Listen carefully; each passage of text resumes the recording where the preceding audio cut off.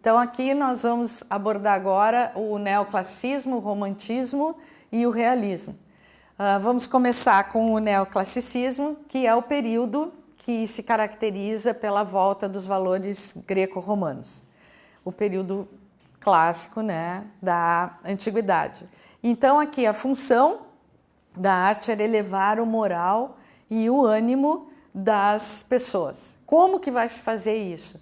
A gente vai perceber que tem uma certa formalidade, uma racionalidade nas imagens que são mostradas, nas esculturas, pinturas e na própria arquitetura. A gente vai perceber também um certo equilíbrio nas cores, né? E também através de fortes emoções. Então, aqui a gente tem o Panteão. Como vocês veem, a gente logo reconhece o friso, a colunata romana, grega, né? E a abóbada. Então, são prédios que eles vão ter essa imponência, né? E mostrar esse poderio de épocas passadas. Na pintura, a gente tem dois exemplos, é o Davi e o Ingres, que são dois pintores que eles foram diretores da Academia Nacional de Belas Artes, lá em Paris, e eles vão impor um determinado gosto, uma determinada forma de pintar. Como é que o primeiro deles foi o Davi? A gente percebe nessa cena, que é o juramento dos Horácios, que é tudo posado, tudo meio engessado. Por quê? Porque era calculado com a proporção áurea, os retângulos. Tem aqui um desenho invisível dessa rígida grade da proporção áurea, que era aquele princípio clássico da beleza. E a gente percebe que é uma cena que eles estão se despedindo para ir para a guerra e fazem o juramento na frente das suas mulheres. As mulheres estão desesperadas, mas não passa muito isso pela pose que elas estão. Não há um desespero expressado de uma forma dramática. Aqui a gente vê que elas estão placidamente chorando, né? Isso é o neoclassicismo. Aqui nós temos o outro exemplo, que é o Ingres, que é um retrato do Napoleão. É o Napoleão Bonaparte, o primeiro, aquele da mãozinha. E a gente vê essa pose que ele está ali naturalmente posando para o seu artista. Então, Ingres, ele foi famoso também pelas mulheres que não aparecia a marca das pinceladas nessa pintura neoclássica. Isso era proibidíssimo, tinha que ser essa passagem de luz e sombra bem suave, que é aquilo da pintura a óleo que a gente viu lá no Renascimento, né, com Leonardo da Vinci. O que a gente vê também? É uma beleza idealizada. Essa mulher parece que ela não tem ossos, ela tem um prolongamento do braço que parece de borracha, né, como se fosse elástica, assim. A gente vê também uma escolha de cores de uma gama muito discreta, não tem grandes contrastes de cor. E o outro exemplo arquitetônico é o Portal de Brandemburgo. Vocês vejam que tem uma biga com 4 cavalos, não é apenas um arco do triunfo, né? Esse arco ele tem 5 segmentos. Então é esse exagero, uma imponência, né, que é para mostrar esse poderio neoclássico, né, do país.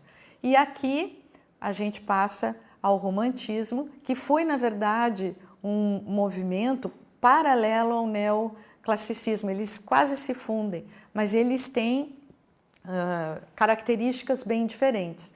Então, no romantismo, a função da arte é emocionar, é mostrar o exagero, é exaltar a imaginação, todo esse poder da emoção e do sentimento.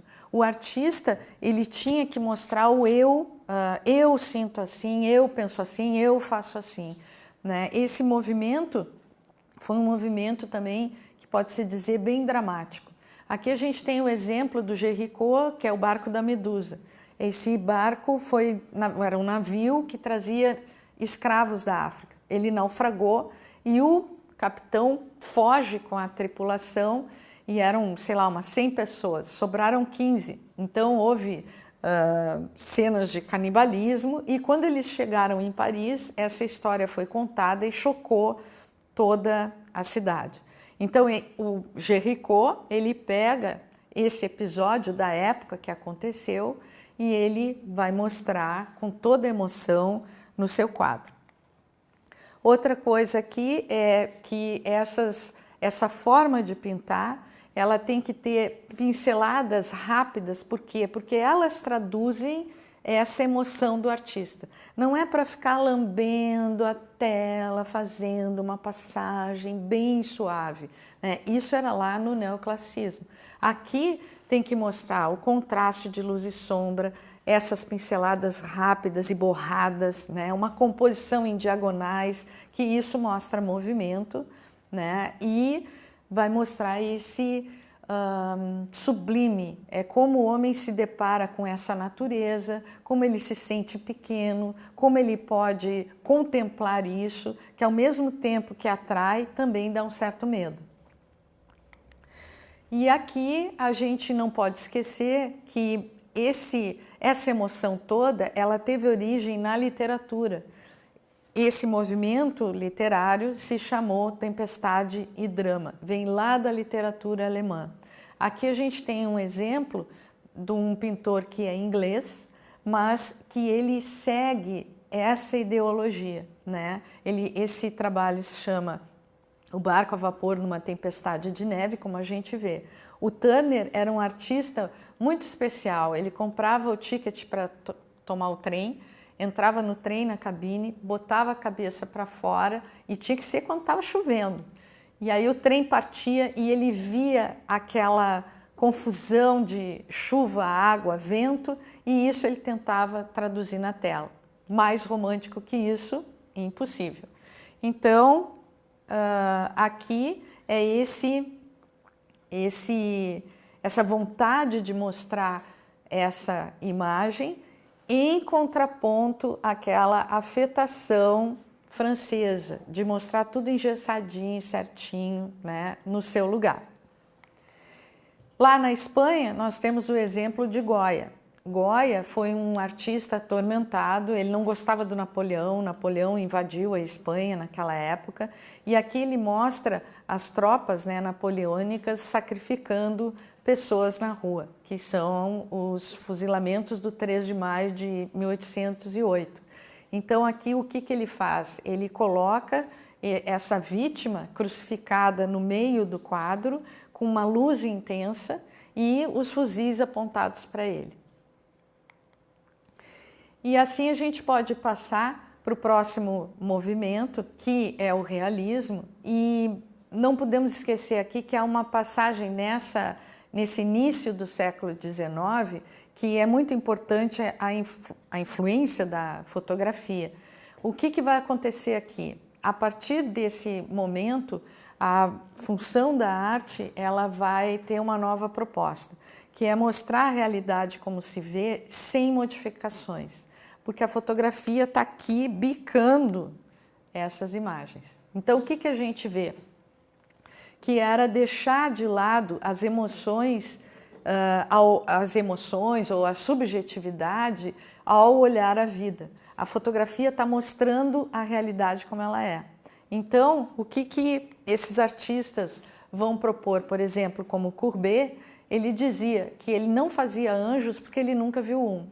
Ele vai olhar quem? Os trabalhadores do campo, ele vai olhar os vizinhos dele, ele vai olhar as vizinhas, as pessoas que estão em torno dele. Ele faz os quebradores de pedras, assim como ele faz um encontro com um vizinho no meio do caminho, né? Ele faz uma moça se penteando. São cenas do cotidiano, né? Da vida que as pessoas levam. Então, aqui a gente tem o outro exemplo, que é o Millet, e ele vai mostrar a vida do campo, assim como o Courbet mostrou lá os quebradores de pedra, que era do ambiente urbano. Na escultura, nós temos Rodin, e Rodin teve uma encomenda da prefeitura pedindo um retrato, vamos dizer, uma escultura do grande escritor Balzac. Como é que ele vai fazer essa escultura? E aqui é um outro dado importante para a definição de escultura, que era uma coisa vertical em cima de um pedestal, e que é a subtração de material. E aqui, o que ele vai fazer? Ele tira o pedestal. Porque para o realismo, o Balzac era apenas um homem como outro qualquer. E ele vai mostrar uma escultura quase inacabada, como o Balzac se apresentava, ele era meio desleixado. Então, isso, a prefeitura não queria aceitar a escultura, mas o Rodin conseguiu mostrar todo o seu talento e hoje em dia ela foi também reproduzida em vários lugares, né? E a gente pode apreciar o Balzac. Então, assim, nós podemos encerrar a nossa aula sobre o neoclassicismo, o romantismo e o realismo, que entende do século XVIII até o século XIX. E nos vemos na próxima aula.